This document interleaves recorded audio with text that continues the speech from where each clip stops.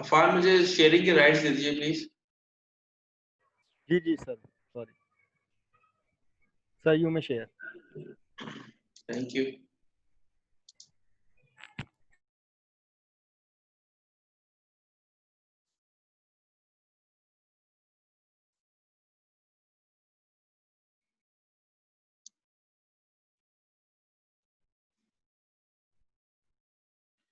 जी, आप लोगों को स्क्रीन नजर आ रही है? Yes sir. Yes sir. ठीक है। सो हम लोग लास्ट में जो बात कर रहे थे, I hope I have answered your question.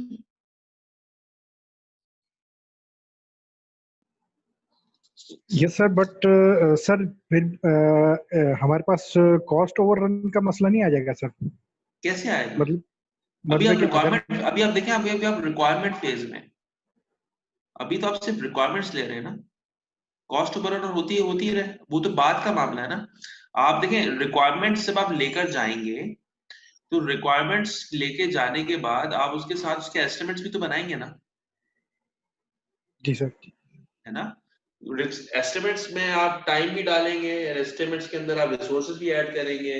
Estimates बनाते टाइम पे आपके जो कंस्ट्रेंट्स हैं, जो हमने बात की थी, सीजनल इफेक्ट्स होते हैं, उन सारी चीजों को मद्देनजर रखेंगे। उसके हिसाब से फिर आप अपनी कॉस्ट भी बनाएंगे। बनाने के बाद अगर क्लाइंट अप्रूव करता है, मिसाल के तौर पे क्लाइंट ने अपना बजट आपको बताया कि जी मेरा बजट मिसाल के तौर पे $1,00,000, ठीक है।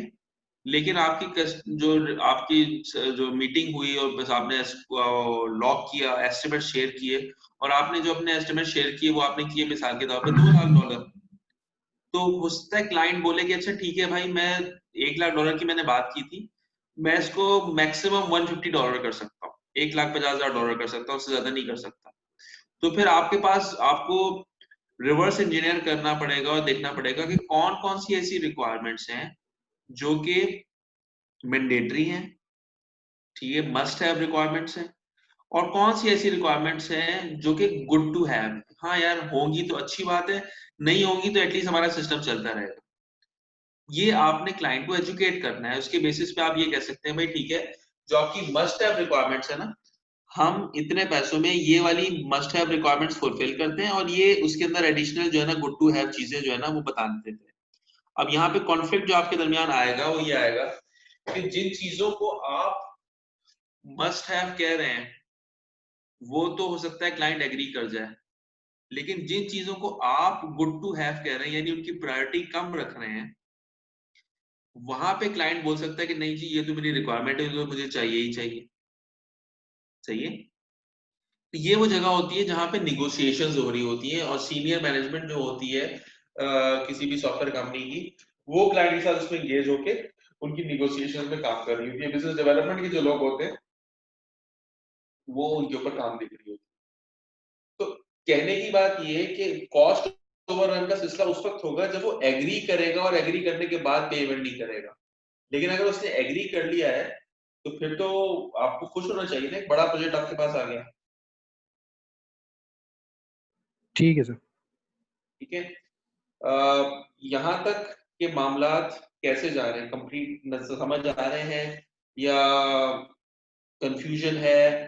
कुछ डिफरेंट बातें पता चली हैं, कुछ बिल्कुल नई बातें पता चली हैं, या पुरानी पुरानी बातें रिपीट हो रही हैं? तो फीडबैक तो दें मुझे इसके ऊपर।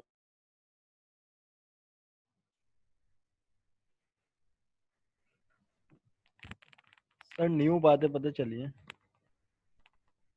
और सर बाकी अल्हम्दुलिल्लाह क्लियर है। ठीक है।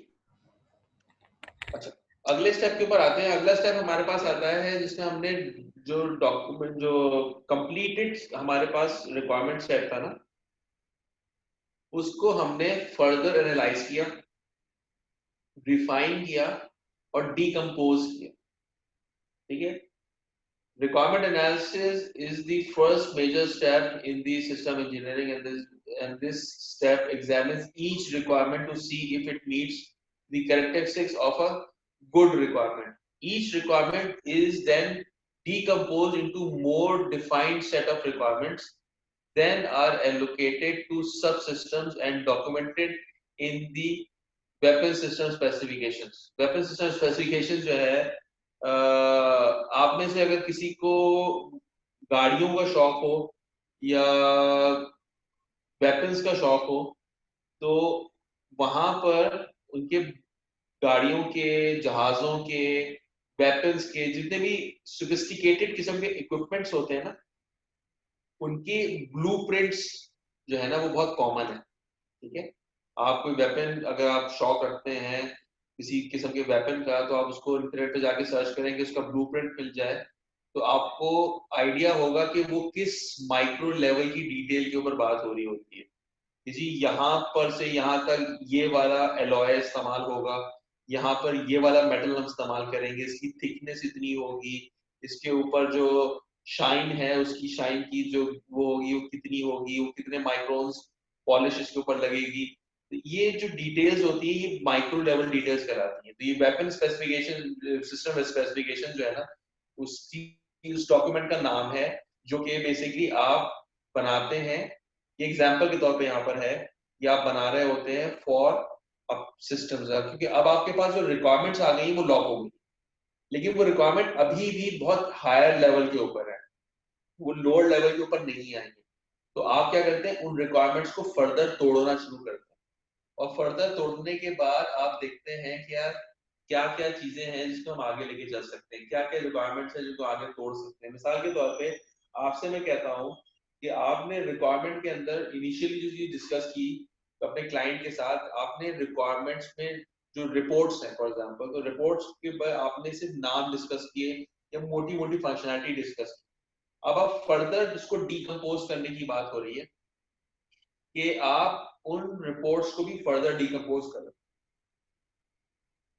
कि आपके पास जो रिक्वायरमेंट्स हैं ये किसी सर्टेन रिपोर्ट की, उसमें क्या क्या फंक्शनैलिटीज हो सकती हैं, कौन कौन से लोग उसको एक्सेस कर सकते हैं।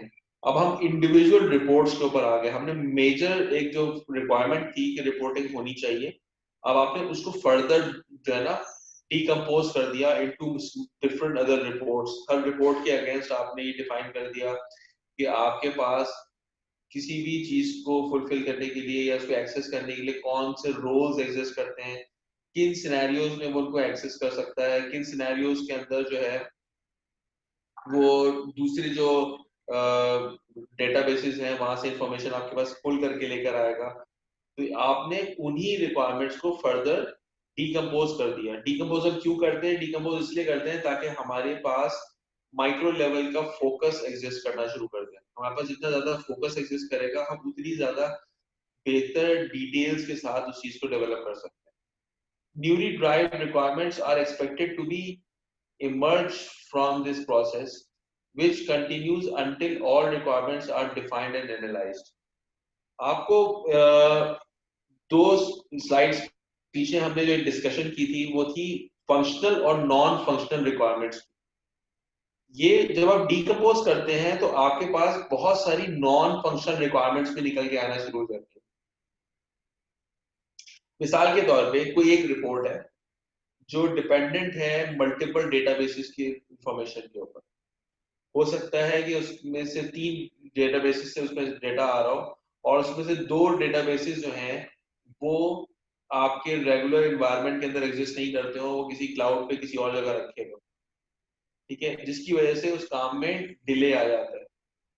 सो आपने देखा जब आपने फर्दर डीकम्पोज किया तो आपको पता चला कि अच्छा है इस रिपोर्ट की या फलानी किसी रिपोर्ट की जो रिक्वायरमेंट है वो बहुत ज्यादा फ्रीक्वेंट है और बहुत ज्यादा टाइम उसने रिपोर्ट एक्सेस करनी है। तो कीपिंग दैट इन माइंड आप क्या करते हैं, आप उस डेटाबेसिस का कोई ना कोई रेप्लिका अपने पास बना लेते हैं या उसका कोई मिरर इफेक्ट ले आते हैं अपने पास कि आपके पास जब वो रिपोर्ट रन हो तो सिस्टम के ऊपर और यूजर को कम से कम डिले के साथ जो है ना वो चीज आगे बढ़ सके। तो कीपिंग दैट इन माइंड आपकी बहुत सारी नॉन फंक्शनल रिक्वायरमेंट्स जो है या आर्किटेक्ट लेवल की जो रिक्वायरमेंट्स होती है वो यहाँ से निकलना शुरू हो जाती है अगर आप सही तरीके से इसको डीकम्पोज कर रहे हो।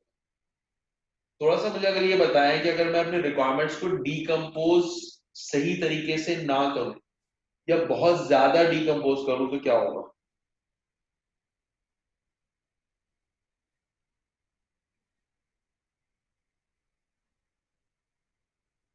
हाउ वुड यू डिफाइन कि अगर मैं रिक्वायरमेंट्स को बहुत ज्यादा माइक्रो लेवल तक ब्रेक कर दूं तो क्या होगा? इज इट अ रिस्क और इज इट गुड?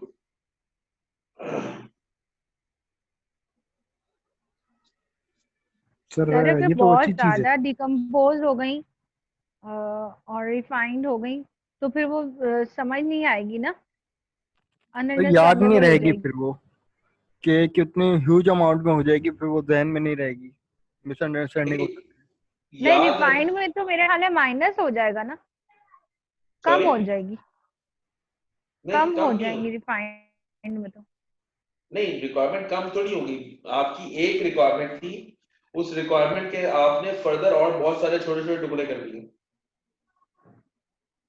तो वो जहन में रहने वाली बात समझ नहीं आई मुझे, बिकॉज आप तो ये सब चीजें डॉक्यूमेंट कर रहे हैं ना, तो जहन का क्या ताल्लुक है सारी बातों से?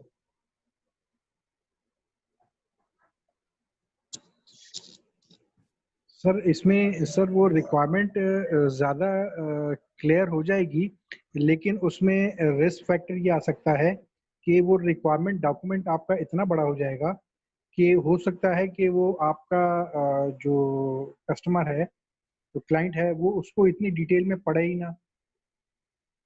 ठीक है, तो वो उससे हो सकता है कि चीज़ों की अंडरस्टैंडिंग में उसमें फ़र्क आ सकता है। ठीक है, आपका डेवलपर भी उसको मिस कर सकता है। जी सर। बिल्कुल सही कह रहे हैं। देखिए रिक्वायरमेंट्स को या किसी भी चीज को, आप दुनिया में कोई भी काम कर रहे हो, ठीक है, हमेशा जब भी डिकम्पोजिशन की बात होती है तो ये बात होती है कि किस लेवल तक डिकम्पोज करना है।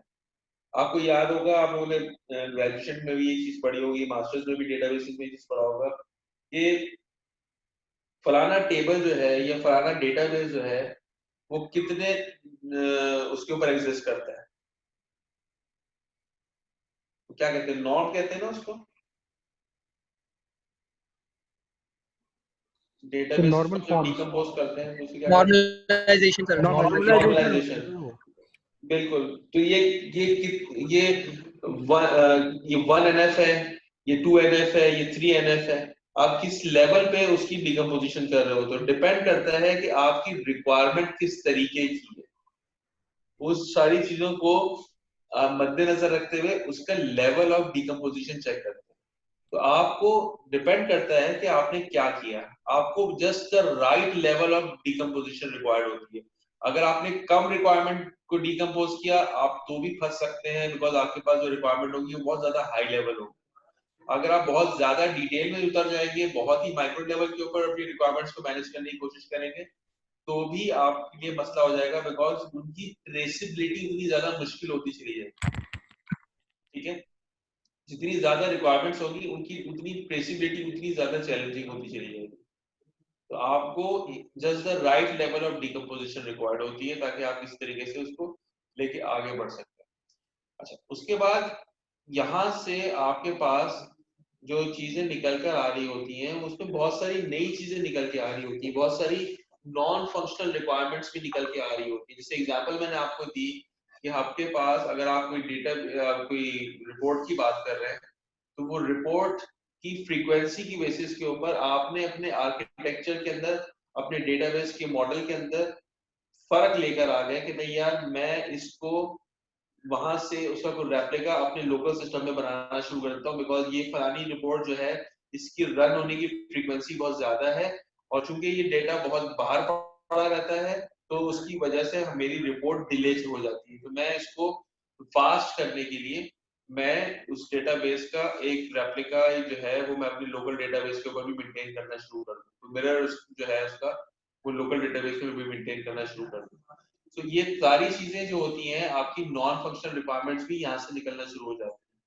So analyse, refine and decomposition of requirements जो है वो आपको बहुत डिफरेंट एंगल से डिफरेंट चीजों की तरफ लेके जा रहे होते हैं।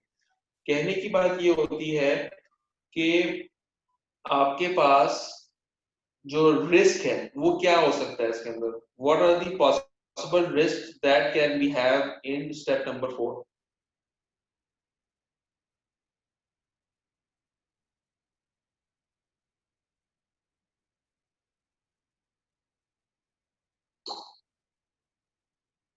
तो इसके बारे में बता सकते हैं इसमें रिस्क कौन कौन से होंगे?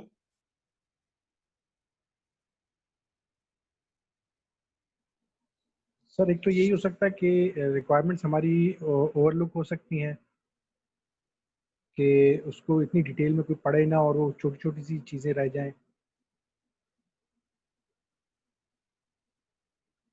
आपकी बात समझ नहीं है, थोड़ा सा रिपीट कर सकते हैं? लाइक सर, अगर मैं अगर जैसे आपने बात की कि डेटाबेस सिस्टम, ये एक रिपोर्ट हमने प्रिंट करनी है। अब अगर हम रिपोर्ट की जस्ट एक फॉर्मेट की बात करते हैं कि रिपोर्ट हमारे पास अकाउंट्स की रिपोर्ट होगी, तो उसमें हमें पता है कि हमने फिगर्स दिखानी है। लेकिन अब अगर हम उसको डिटेल लेवल पे बहुत ज़्यादा वो कर देंगे कि हमें उसमें जो है वो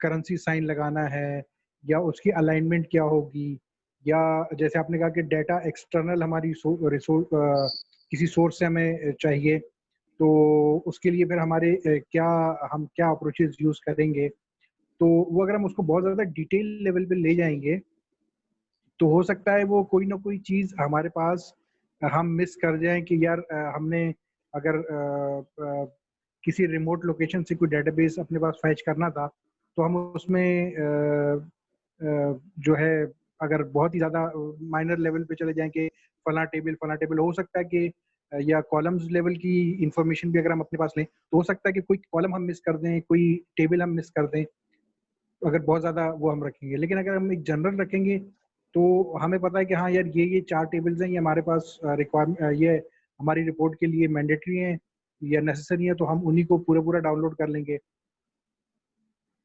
बिल्कुल ठीक है। और इसको रिस्क को हमें मिटिगेट कैसे कर सकते हैं, इस रिस्क को कवर कैसे कर सकते हैं?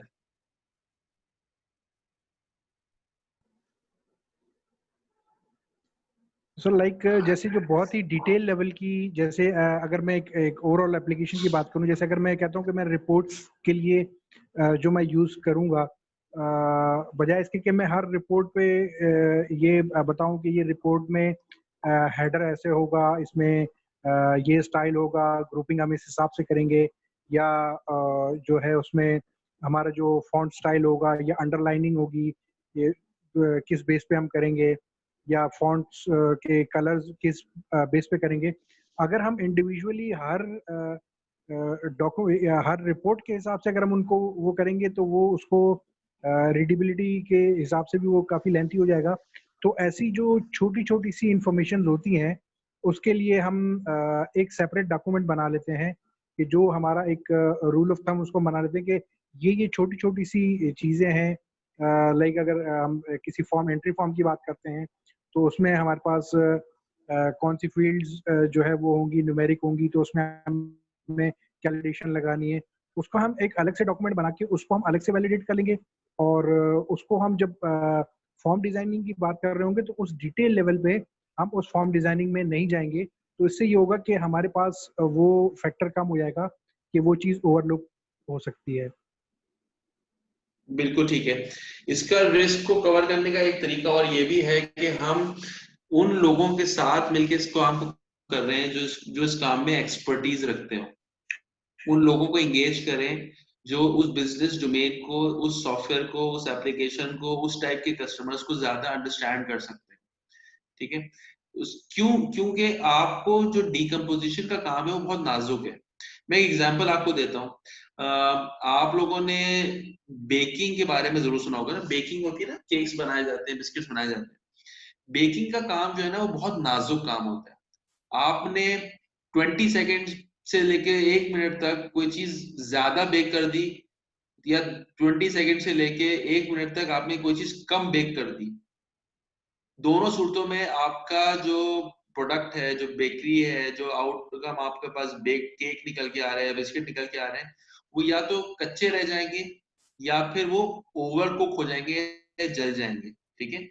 इसी तरह से डिकम्पोजिशन भी होती है। डिकम्पोजिशन के अंदर you just need to have the right level of decomposition, और ये राइट लेवल हमेशा आपको एक्सपीरियंस के साथ आता है कौन से प्रोजेक्ट्स हैं जहां पे राइट लेवल होना बहुत, मतलब जहां पे बहुत ज्यादा ग्राउंड लेवल होना बहुत जरूरी है। मिसाल के तौर पे, जैसे मैं थोड़ी देर पहले एग्जांपल आपको दी, रेसिंग कार्स होती हैं, ठीक है, उसके उनकी जो स्पीड होती है वो बहुत ज्यादा होती है। जहाज जो होते हैं उनकी स्पीड बहुत ज्यादा होती है, रॉकेट्स की और भी ज्यादा होती है, ठीक है। वहां पर जिस लेवल की माइक्रो लेवल की डिटेल्स की रिक्वायरमेंट होगी, वहां पे आपको उस लेवल पे जाना पड़ेगा। वहां पे हम किसी चीज को छोड़ नहीं सकते, बिकॉज कुछ माइक्रोन्स के फर्क से आपकी चीज के अंदर हीट की जनरेशन बहुत ज्यादा हो सकती है, एयर रेजिस्टेंस बहुत ज्यादा हो सकती है। तो वहां पर आपको जो है बहुत ज्यादा फोकस होके या बहुत ज्यादा डिटेल ओरिएंटेड होके काम करना जरूरी है। हाँ, कोई सिंपल एप्लीकेशन डेवलप करनी है या किसी चीज को आपने बहुत ज्यादा ग्राउंड लेवल तक नीचे नहीं उतरना, तो शायद आपके लिए जो रिक्वायरमेंट डिकम्पोजिशन है वो लेवल बहुत छोटा होगा, बहुत थोड़ा सा होगा, बहुत आपको एक आध लेवल से ज्यादा नीचे जाना शायद ना ही पड़े। तो डिपेंड करता है कि आप किस जगह पर हैं और किस तरह से हो। तो कोई भी एक्सपर्ट जजमेंट या वो कोई शख्स जिसका एक्सपीरियंस हो इस तरह की चीजों के ऊपर या इस डोमेन के अंदर इस तरह के सॉफ्टवेयर के ऊपर, वो उसको ज्यादा बेहतर तरीके से लेवल डिफाइन कर सकते हैं कि कितना डिकम्पोज होना है, ठीक है। तो डिकम्पोजिशन के लिए एक बहुत जो रिस्क है उसको कवर करने के लिए आप ये कर सकते हैं कि अपने साथ एक्सपर्ट लोग रखें जो कि आपको हेल्प कर सकें चीज को आगे बढ़ाने के लिए। अच्छा, अगला स्टेप जो हमारे पास आ जाता है that is called validation of requirement. Validation of requirement के बारे में पहले ही बात कर चुके हैं, थोड़ा सा इसको और डिटेल में डिस्कस करते हैं।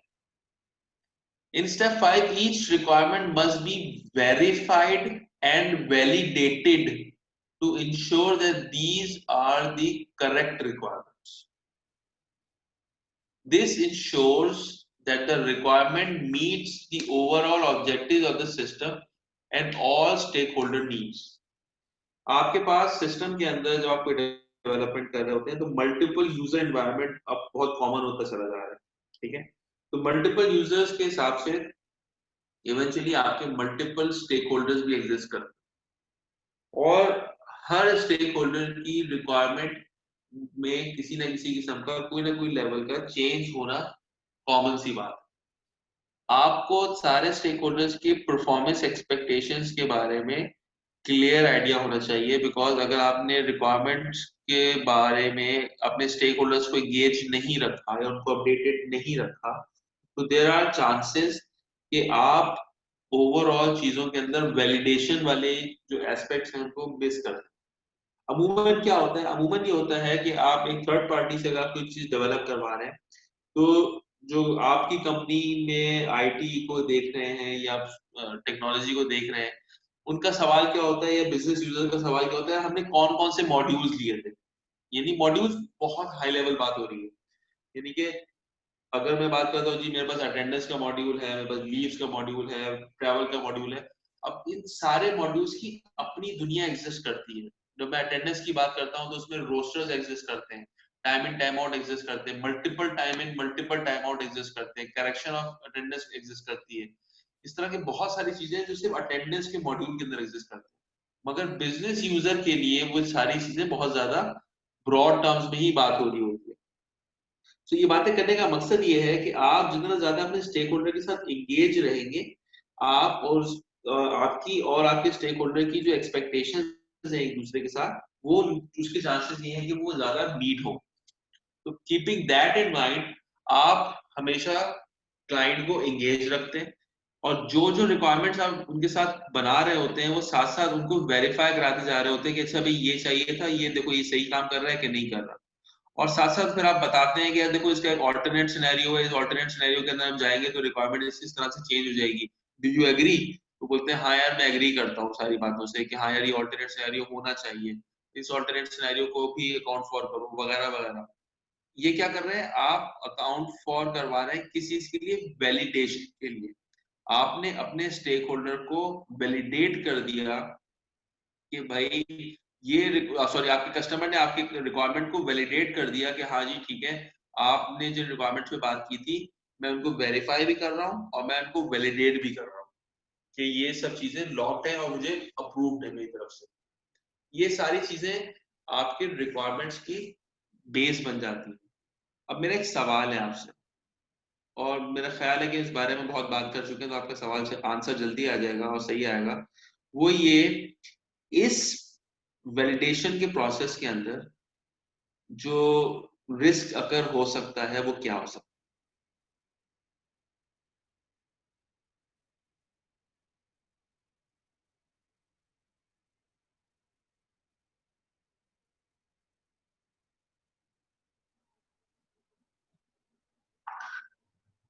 मैं सर सवाल इसमें रिपीट कर रहा हूं कि रिक्वायरमेंट, वैलिडेशन ऑफ रिक्वायरमेंट्स के अंदर, इस स्टेप के अंदर जो पॉसिबल रिस्क हो सकता है वो क्या होगा? सर इसमें पॉसिबल रिस्क ऐसे हो सकता है, जैसे अगर मैं एग्जांपल दूं कि अगर हम एक बाइक मैन्युफैक्चरिंग की बात करें, तो अगर मैं देख रहा हूं कि मैंने जो बाइक मैं बना रहा हूं वो एक आम यानी कि नॉर्मल ट्रैवलिंग के लिए यूज़ होगी, तो उसकी जो है वो वैलिडेशन डिफरेंट तरीके से होगी। एक अगर मैं बाइक बना रहा हूँ किसी ऐसे एरिया या ऐसी जगह के लिए जो माउंटेनेंस एरिया है, उसमें मुझे पता है कि उसमें मुझे जो है वो ज़्यादा पावर वाली बाइक चाहिए, और या फिर मैं एक जो है वो स्पोर्ट्स बाइक बना रहा हूँ जो कि रेसिंग के लिए यूज़ होनी है। तो इन चीज़ों को हम कंपेयर करके कि जो हमारा अ, जो प्रोडक्ट है उसकी वो उसकी इन्वायरमेंट क्या होगी या वो किस जगह चलेगी, इसके थ्रू हम अपनी वैलिडेट कर सकते हैं। और फिर जो हमने उस बेस पे जो हमने बनाई, लाइक अगर हमारे पास जो आम जैसे मैं अगर बात करूँ कराची की सड़कों पे चलने वाली बाइक है, तो मुझे उसके लिए बहुत ज़्यादा स्पीड नहीं चाहिए, या बहुत ज़्यादा पिकअप पावर नहीं चाहिए। तो मैं फिर उसकी उस हिसाब से उसकी रिक्वायरमेंट्स बनाऊंगा। लेकिन अगर मैं किसी माउंटेनियस एरिया के लिए कोई बाइक डिज़ाइन कर रहा हूँ, तो मुझे मुझे पता है कि मुझे उसके लिए स्पीड की ज़रूरत नहीं है, मुझे उसके लिए पावर की ज़्यादा ज़रूरत है। लेकिन अगर मैं एक बाइक बनाऊंगा स्पोर्ट्स बाइक, तो मुझे उसके लिए पता है कि उसके लिए मुझे पावर भी चाहिए, और उसके लिए मतलब कि हाई पावर भी हो और वो उसकी एफिशिएंसी भी अच्छी हो। तो इस तरीके से डिफरेंट सिनेरियोज में डिफरेंट हमारी वैलिडेशन हम वो कर सकते हैं। और फिर उस वैलिडेशन जो हमने डॉक्यूमेंट बनाया है उसको फिर हम क्लाइंट के साथ वेरीफाई करवा सकते हैं उससे कि ये सही बनी है या नहीं। बिल्कुल सही है, एग्रीड।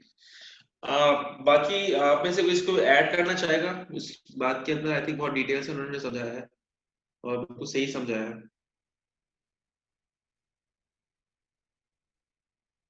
इसमें आप लोगों में से कोई कोई बात ऐड करना चाहेगा? ओके, मेरे हिसाब से जो आपने एग्जांपल दी वो बिल्कुल ठीक है, और उसके अंदर आपने बहुत सारे सिनेरियोस को कवर कर लिया है। तो अगर यहाँ तक हमारी बात क्लियर है तो क्या can be move forward? Yes sir. जी सर। Thank you. अच्छा, उसके बाद अगली चीज हमारे पास आ जाती है, that is managed requirements. Manage requirements के अंदर क्या होता है कि जी requirements have been accepted and baseline is established by the stakeholders. Any change to the requirements are controlled using a configuration management process. Okay.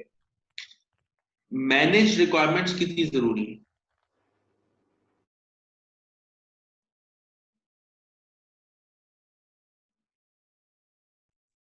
Sir बहुत ज़्यादा important है, क्योंकि रिक्वायरमेंट्स तो एक दफ़ा बन जाती हैं लेकिन उसको मैनेज करना मुश्किल है। तो Exactly. रिक्वायरमेंट्स तो आपने रिसीव कर ली, लेकिन उसको अगर हम मेंटेन नहीं रखेंगे, उसको मैनेज नहीं करेंगे, तो वो फिर वो सब यूजलेस हो जाएगा। कि कहीं भी किसी भी पॉइंट पर अगर कोई इशू आता है, कोई मसला आता है, तो हमें वो रिक्वायरमेंट्स रिव्यू करनी होती है, बेसिकली देखनी होती है। तो वो उसके लिए हमें इसको मैनेज जरूर करना होगा, क्योंकि सॉफ्टवेयर के अंदर जब भी कोई सॉफ्टवेयर बन रहा होता है तो उसमें किसी भी पॉइंट पर हमें कोई इशू आ सकता है कि जो रिक्वायरमेंट्स हमने पॉइंट प्रिंट डाउन किए हैं लेकिन वो जो है वो उसको चीज को पूरा नहीं कर रही। तो जब तक वो मैनेज नहीं करेंगे हम इस चीज को, तो वो हमारे लिए रिक्वायरमेंट्स भी यूजलेस हो सकती हैं। बिल्कुल सर आपकी बात से requirement management sir, I think इसको हम इस तरीके से ले सकते हैं कि एक दफ़ा हमारी जब बेसलाइन बन गई और हमने अपना एक आर्किटेक्चर की तरफ हम जाने लगे हैं, और बाद में अगर उसमें कोई चेंज आता है तो फिर हमें रिक्वायरमेंट मैनेजमेंट में ये चीज़ मेक श्योर करनी पड़ती है कि इसकी वजह से, किसी एक कंपोनेंट के चेंज की वजह से हमारे जो अदर कंपोनेंट्स हैं कहीं उनमें कोई फ़र्क तो नहीं आ रहा, या अगर उनमें कोई फ़र्क आ रहा है तो वहाँ पर भी हम जाके उन चीज़ों को जो है वो उस हिसाब से, जो एक किसी और मॉड्यूल में कोई और चेंज आया है तो वो कहीं इम्पैक्ट करेंगे, या अगर इम्पैक्ट करेंगे तो उस इम्पैक्ट को क्या हम वहाँ पर भी जो है वो मेक श्योर कर रहे हैं कि वो वहाँ पर भी उस हिसाब से वो चेंज सही चले। This is called I think requirement management. बिल्कुल सही है, आई एग्री विद दैट। और दूसरा ये कि मैनेज रिक्वायरमेंट्स के अंदर सबसे बड़ा जो मसला आता है वो आते ही सिर्फ ये वाला है कि आपके पास चेंज रिक्वेस्ट ऐड होना शुरू हो जाती है, और अगर आपने चेंज मैनेजमेंट को अपनी रिक्वायरमेंट सेट के साथ प्रॉपर्ली अलाइन नहीं रखा हुआ तो surely you will and up in a place जहां पे आपको चीजों को मैनेज करना फर्दर मुश्किल हो रहा होगा। सो मेरे नजदीक आप जो भी काम कर रहे हैं उसके अंदर रिक्वायरमेंट्स की ट्रेसेबिलिटी अगर आपने स्ट्रांग रखी हुई है तो आपके पास उनको मैनेज करना भी खासा बेहतर होगा, खासा स्ट्रांग होगा। ठीक है, तो ये वाली बात आ जाती है। अच्छा, ये मैंने जो हमने लास्ट टाइम डेल्फी टेक्निक हमने इस्तेमाल की थी, तो ये मैंने आप लोगों के लिए स्लाइड के अंदर पार्ट बना दिया इसको। ठीक है, थोड़ी सी अलाइनमेंट आउट है, मैं अभी ठीक कर देता हूँ। ठीक है, तो इसके बारे में अगर आप लोग पढ़ना चाहें तो उसका लिंक भी मैंने नीचे मेंशन कर दिया है, आप लोग वहां से जाके भी इसको देख सकते हैं। दूसरा सर आप इसको थोड़ा सा रिवाइज कर देंगे, ये वाला डेल्फी टेक्निक वाला थोड़ा सा रिवाइज कर दें अगर। अच्छा, मैंने आपको लास्ट टाइम हमने एक एक्सेल फाइल बनाई थी, ये एक्सेल फाइल में जो हमने वैल्यूज डाली थी वो एग्जैक्ट वैल्यूज यही वाली है जी। अच्छा, उसके अंदर हमने किया ये था डेल्फी के अंदर कि आपने 4 मुख्तलिफ लोगों से किसी काम की एस्टिमेट्स ले रहे हैं। ठीक है, और वो 4 लोग मुख्तलिफ आवर्स बता रहे हैं आपको। पर्सन ए ने बताया कि जी मुझे ये काम करने के लिए 10,500 आवर्स लगेंगे। पर्सन बी ने कहा कि मुझे ये काम करने के लिए 8,500 आवर्स लगेंगे। सी ने कहा 15,000, डी ने कहा 25,000। आपने ये सारे रिक्वायरमेंट जो नंबर्स हैं ये सिर्फ अपने पास रखे हुए हैं और किसी से शेयर नहीं किए, और आपने उसका एक एवरेज निकाला और सबको बता दिया, ए बी सी डी सबको बता दिया कि जी आप तमाम लोगों का जो एवरेज आ रहा है वो 14,750 आ रहा है। फिर आपने क्या किया, राउंड 2 रन किया। राउंड 2 में क्या किया, पर्सन ए ने बोला कि यार मैंने 10,500 बोले थे, एवरेज तो 14,000 आ रहा है, इसका मतलब ये कि मेरे एस्टिमेट्स कम होने थे, ज्यादा होने चाहिए। तो उसने 10,500 की जगह 15,000 कर दिया। पर्सन बी ने 19,000 कर दिया कि यार मेरे तो 8,000 बहुत ही कम थे। सी ने बोला कि यार मेरे जितने थे मैं उतने ही रखना चाहता हूँ। डी ने बोला कि यार मैं अपना जो रिक्वायरमेंट्स हैं वो नंबर ऑफ आवर्स थे ना वो मेरे बहुत ज्यादा थे, मैं इसको आधा कर देता हूँ। उसने 13,000 रुपए कर दिया। आपने फिर वही इन्फॉर्मेशन अपने पास सिक्योर रखी और आपने सबको बताया कि जनाब आप तमाम लोगों का जो एवरेज है वो 15,500 आ रहा है। इसी तरह से आप मल्टीपल राउंड्स लगाना शुरू करते हैं। मैंने 5वें राउंड तक इसको लेकर गया हूं, अगर आप नोट करें तो एवरेज जो आ रहा है वो आ रहा है 16,375 रुपए, और पर्सन ए का जो नंबर ऑफ आवर्स आ रहे हैं वो 16,500, बी का 16,500, सी के 16,000, डी के 16,500। अब आपके पास जो नंबर्स आ रहे हैं वो नंबर्स बहुत ज्यादा क्लोज हैं, जबकि ऑन द कॉन्ट्ररी आपने अगर सिर्फ राउंड 1 की बात देखी होती तो वहां पर एक जगह 10,500 आ रहा है, 8,500 आ रहा है, 15,000 आ रहा है, 25,000 आ रहा है। अगर आपने सिर्फ एक बंदे की एक ही राउंड के ऊपर अपने कोई एस्टिमेट्स बेस किए होते, आपने मिसाल के तौर पर पर्सन डी के एस्टिमेट्स पे बेस कर लिया होता, तो आपके पास कितने ढेर सारे आवर्स एक्स्ट्रा लग रहे होते हैं, आपकी कॉस्ट कहीं से कहीं पहुंच गई होती।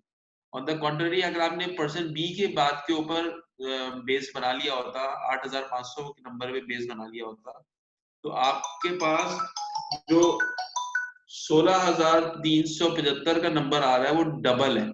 आप वहां पर भी मार खा गए होते, बिकॉज वहां पर भी आपको जो है वो चीज नहीं मैसर आ रही होती। ठीक है, सो ये डेल्फी टेक्निक है। ये बेसिकली आप जब एस्टिमेट्स ले रहे होते हैं तो उन एस्टिमेट्स की बेसिस को उनको रिफाइन करने के लिए टेक्निक इस्तेमाल की जाती है। ठीक है, तो दिस इज डेल्फी। अब आपको क्लियर है? Have I answered your question? जी सर, क्लियर है, लेकिन एक क्वेश्चन था कि मतलब जो रिलेवेंट आंसर होगा वो नियर बाय ही होगा, या मतलब जिस तरीके से एक पर्सन 25,000 बोल रहा है और एक 8,500 बोल रहा है, इट्स अ बिग डिफरेंस। तो इस तरह से भी हो सकता है क्या? क्योंकि जो है वो मेरे ख्याल में वो तो हाफ बोल रहा है, और हम जो एस्टिमेट्स निकाल रहे हैं वो किसी एक पॉइंट पे निकालते हैं ना, मतलब जो हम ले रहे हैं लोगों से, पर्सन ए, पर्सन बी, पर्सन सी, मतलब वो ले रहे हैं। तो अगर हम कोई क्राइटेरिया देख के ही वो ले रहे हैं तो वो हाफ ऑफ दैट अमाउंट कैसे बोल सकता है, और एक बंदा डबल ऑफ द अमाउंट बोल रहा है? तो ये मतलब मैं उस मिसाल में कह रही हूँ कि एक बंदा 10,000 बोलता है और एक बंदा 1 लाख बोलता है, तो वो अपनी पसंद से तो वो नहीं कर सकता, वो तो मेरे हाल में नियर बाय नहीं होंगी वैल्यूज जो होंगी। मैं आपको एग्जांपल देता हूँ। जी आपने अपने घर पे कभी कोई काम करवाया है, जैसे कोई पेंट हो गया या कोई मेसनरी वर्क हो गया, जैसे सीमेंट बजरी का कोई काम करवाया है आपने कभी? जी सर, हुआ होगा। ठीक है, यकीनन हुआ होगा। और उसमें जब आपने मल्टीपल लोगों से अगर बात की हो उस काम को करवाने से पहले, तो लोग आपको एक ही काम के लिए बाज़ दफा ऐसी ऐसी प्राइसेस कोट कर रहे होते हैं या इतना इतना टाइम कोट कर रहे होते हैं कि हमें समझ नहीं आता। मिसाल के तौर पे कुछ अर्सा पुरानी बात है, मैं घर का पेंट करवाना चाह रहा था। ठीक है, मैंने घर के पेंट करवाने के लिए जो है कुछ लोगों को अप्रोच किया, किसी ने मुझे कुछ लोग रेफरेंस के तौर पे बताए। मैंने उनको कॉल की, कॉल करने के बाद वो लोग आए, उन्होंने पूरी जगह देखी, सारी छतें दीवारें सब चीजें देखी हैं। देखने के बाद उन्होंने एक नंबर मुझे कोट किया। मैंने कहा चलिए ठीक है। फिर मेरे भाई जो हैं वो भी किसी को लेकर आ गए, उन्होंने भी इस जगह को देखा, उन्होंने भी नंबर एक बताया कि यार ये इतने पैसों में और इतने टाइम में हो जाएगा। दोनों के नंबर में खासा फर्क था, करीब करीब नहीं थे, अच्छे खासे दूर दूर थे। अब इसकी वजह से हुआ ये कि यार मैं तो आ गया कंफ्यूजन में कि मैंने भाई ये बंदा ठीक है, ये बंदा ठीक है। अच्छा, हमारे पास सिर्फ 1 मिनट रह गया है तकरीबन, तो उसको क्लोज करते हैं, उसके बाद क्लास हम खत्म करेंगे। लेक्चर भी हमारा लास्ट है। उसके बाद होता ये है कि मैंने कुछ और लोगों को भी फिर फर्दर एंगेज किया कि मैंने यार ये रेट्स और लोगों से भी लेने चाहिए। तो इस तरह 4 से 6 लोगों से हम लोगों ने एक ही काम के रेट्स लिए, और सबके कामों के रेट के अंदर बड़ा मसला हुआ, क्योंकि रेट्स जो है वो बहुत अजीब अजीब से आ रहे थे, बहुत ज्यादा भी आ रहे थे, बहुत कम भी आ रहे थे। So keeping that in mind, फिर हमने एक अंदाजा लगा के कि हाँ यार ये बंदा देखने में एक्सपीरियंस लग रहा है, इससे काम करवा लेते हैं, इसकी प्राइस थोड़ी ज्यादा है लेकिन चलो काम ठीक हो जाएगा वगैरह वगैरह। तो हमने वो काम उनके थ्रू करवा लिया। लेकिन हुआ ये कि हमें पता नहीं था, इत्तेफाक था, हमारी किस्मत थी कि वो काम अच्छा भी हो गया। लेकिन सही तरीका क्या होता अगर हमें उसमें से नंबर्स निकालने होते? डेल्फी टेक्निक आपको हेल्प करती है इस तरह के एस्टिमेट्स निकालने में। ठीक है, तो वहां पे अब चीजें आपको थोड़ी सी हो जाती हैं। अच्छा, हमारे पास टाइम बहुत शॉर्ट रह गया है, बस एक कुछ मिनट कुछ सेकंड्स रह गए। जी अच्छा, सर, दूसरा जो ठीक है। मैंने इसमें ऐड किया है वो हमने जो एस्टिमेट के अगेंस्ट एक सिनेरियो बनाया था तो वो ऐड किया है मैंने। तो ये जो स्लाइड्स हैं ये मेरे पास आज खत्म हो गई, लेक्चर 2 हमारे पास खत्म हो गया है। ये मैं आप लोगों के साथ ग्रुप के ऊपर शेयर कर दूंगा और आपके पास फिर चीजें एक्सेप्टेबल हो जाएंगी, अवेलेबल हो जाएंगी आपको। ठीक है, सर असाइनमेंट के बारे में सर बता दें कि सबमिट असाइनमेंट जो है ना बहुत करवाना आसान है। आपने इंटरनेट पे बैठना है, गूगल पे जी इमेजेस खोलनी है और इमेजेस में जाके आपने लिखना है रिक्वायरमेंट ट्रेसिबिलिटी मैट्रिक्स। जो भी तस्वीर नजर आए आपको, आपने उसको खोलना है, समझना है और उसका इमेज निकाल के